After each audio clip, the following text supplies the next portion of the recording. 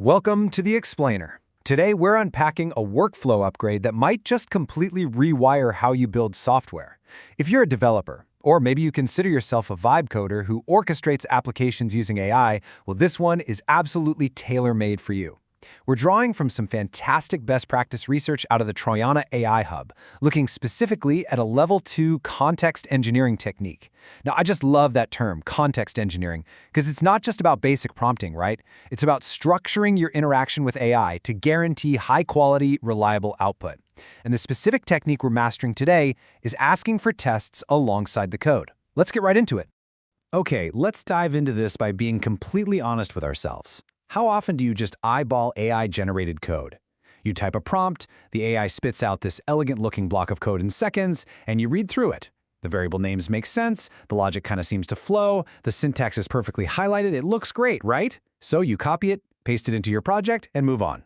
Look, we all do it. It's the thrill of AI-assisted coding. But relying purely on visual inspection is literally one of the most common and most dangerous habits in modern development. We really need to break that habit. And that's exactly what this explainer is going to help you do. Section 1. The AI coding trap. The danger of looks right. So here's the fundamental shift we need to make in our mindset. Eyeballing code is basically just guessing that it looks right. It's a human visual check.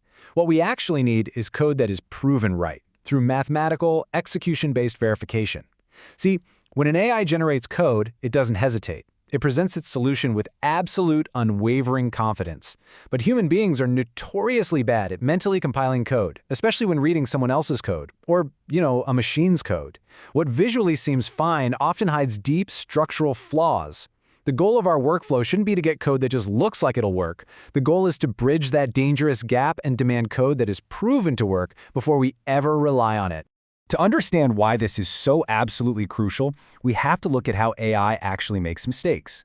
According to the insights from Troiana, AI-generated code is incredibly confident, but it is frequently, subtly wrong exactly where humans struggle too, on the boundaries. Think of these as invisible bugs. The AI will nail the happy path, the standard use case where everything goes perfectly. But what happens when it receives an empty input? What about a null value? What about an off-by-one error in a loop? The AI models frequently lay traps at these boundary conditions. These are the kinds of subtle logical gaps that are nearly impossible to catch just by reading the code on a screen. You won't see them when you eyeball it, you'll only see them when your app crashes in production. Section 2. Ask for tests upfront. Shifting your workflow. Here is the core habit we want to build. It's a beautifully simple, closed loop. Step 1, describe the function you want. Step 2, and this is the real game changer, ask for the code and the unit tests in the exact same turn. Don't wait until later. Step 3, you take that output, you actually run those tests, and you read the failures. Step 4, you hand those failures right back to the AI for a focused debugging pass. Notice that this isn't a linear, one-way process where you just prompt, copy, and paste. It is a continuous verify and debug loop. By making tests an integral part of the initial generation, you immediately turn those invisible boundary bugs into highly visible, actionable test failures. That is how you create code you can actually trust. Section 3. Why the habit works. Nudging the model. Now, what's really interesting about this slide is the underlying psychology of the large language model. You might be thinking, okay, I'm asking for tests, so I have a way to check the AI's work. And yeah, that's true, but that is only half the magic.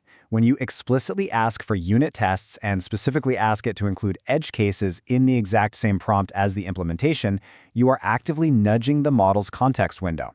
You're basically forcing the AI to think about how the code might fail while it is actively writing the code. You aren't just getting a safety net. This Level 2 context engineering trick actually yields significantly better, more robust code from the very first generation. The model writes more defensively simply because you've forced it to write the test criteria at the exact same time. And this brilliantly illustrates the concept in action with a specific example provided in the Troiana AI Hub. Imagine you ask the AI to write a date range overlap function. If you just ask for the code, it gives you something that looks right. But if you ask for the code and the tests up front, the AI generates tests for scenarios you might not have even thought of. What if the date ranges are exactly touching? What if one range is completely contained within another? Or what if the user inputs the end date before the start date? In this example from the source, one of those generated tests actually fails immediately upon running it. That failure exposes a subtle boundary bug. Without that test, you would have copied the code, pasted it, and shipped a bug straight to your users. No way do we want that. Section 4. When to use it. Navigating application. As powerful as this workflow is, you gotta know when to apply it. This technique truly shines when applied to functions with real logic. Parsing data, performing complex calculations, handling state transitions, basically anything where there are real edge cases and you literally cannot manually trace every single execution path in your head. That is where you demand tests. But you can safely skip it for trivial glue code, simple one-line utilities, or exploratory spikes that you're just going to throw away anyway. In those cases, the time it takes to run and debug the tests costs way more than the value they provide. So be strategic. Use this heavy-duty context engineering where the stakes of a hidden bug are high. Section 5. Common mistakes to avoid. Pitfalls in AI testing. So the crucial point is that even advanced prompters fall into a few specific traps when trying to adopt this habit. The Troiana hub outlines 3 major pitfalls we absolutely need to avoid. Number 1, we already talked about this, but falling back into the habit of accepting code just because it looks right without running anything against it. Number 2, asking only for happy path tests. Look, if you just ask for a basic test, the AI will write a basic test that passes. You must explicitly prompt for boundary and edge cases because that is where the bugs live. And number 3, perhaps the most tragic mistake, generating all these wonderful tests alongside your code and then not actually running them in your environment. If you don't run them, they aren't tests at all. Which leads us perfectly to this final provocative question I want to leave you with today. Are your AI tests actual verification, or are they just decoration? If you generate them but don't execute them, they are just decorating your codebase.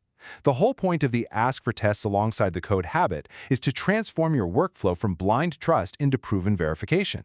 By forcing the AI to consider boundaries and by actually running the tests it produces, you catch the invisible bugs before they ever see the light of day.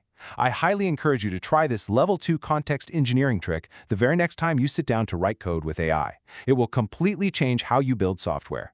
Thanks so much for joining me for this explainer, and happy bug-free coding!